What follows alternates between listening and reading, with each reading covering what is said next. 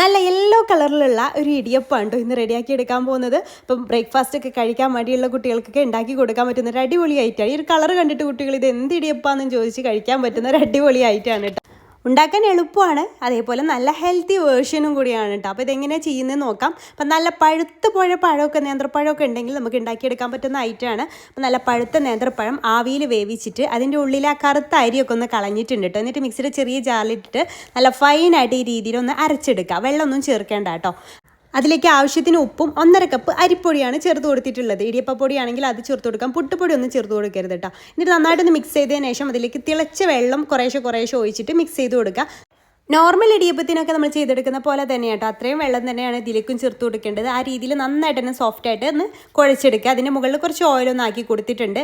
നല്ല സോഫ്റ്റായിട്ട് വന്നിട്ടുണ്ട് കേട്ടോ. ഇനി നമുക്കിത് ഓരോ ബോൾസ് ഇങ്ങനെ റോൾ ചെയ്തെടുത്തിട്ട് ഇടിയപ്പത്തിൻ്റെ അച്ചിലേക്ക് ഇട്ടിട്ട് ഞാൻ ഇതുപോലെ അങ്ങനെ ഓയിൽ ബ്രഷ് ചെയ്തെടുത്തിട്ടുള്ള ഇഡ്ഡലി തട്ടിലാണ് കേട്ടോ വേവിച്ചെടുക്കുന്നത്. അപ്പോൾ അതിൻ്റെ മുകളിലായിട്ട് തേങ്ങ ഇട്ട് കൊടുക്കുന്നുണ്ട്. അപ്പോൾ ആദ്യം തേങ്ങ ഇട്ട് കൊടുക്കുന്നവർക്ക് അടിയിലും തേങ്ങ ഇട്ട് കൊടുക്കാം കേട്ടോ. എന്നിട്ട് നന്നായിട്ട് ആവി വന്നിട്ടുള്ള ഇഡ്ഡലി ചെമ്പിൽ വെച്ചിട്ട് ആവിക്ക് വേവിച്ചെടുക്കാം. ഒരു 5-6 മിനിറ്റ് കൊണ്ട് തന്നെ ഇത് വെന്തു കിട്ടും കേട്ടോ. അപ്പോൾ അടിപൊളിയായിട്ട് തന്നെ കുക്കായിട്ട് വന്നിട്ടുണ്ട്. അങ്ങനെ വെള്ളം കൂടിപ്പോയാൽ പരസ്പരം ഒട്ടി പിടിക്കും കേട്ടോ ഈ നൂല് തമ്മിൽ. അപ്പോൾ വെള്ളം കൂടാതിരിക്കാൻ ശ്രദ്ധിക്കാൻ നോർമലായിട്ട് നമ്മൾ ചെയ്യുന്ന പോലെ ചെയ്ത് നല്ല പഴുത്ത പഴം ഉണ്ടാകുമ്പോൾ ഒന്ന് ട്രൈ ചെയ്ത് നോക്കാം കേട്ടോ. ഇതിൻ്റെ കൂടെ വെജ് നോൺ വെജ് കറികളൊക്കെ യൂസ് ചെയ്യാം, അല്ലെങ്കിൽ പഞ്ചസാരയോ തേങ്ങാപ്പാലൊക്കെ യൂസ് ചെയ്ത് കഴിക്കാം കേട്ടോ.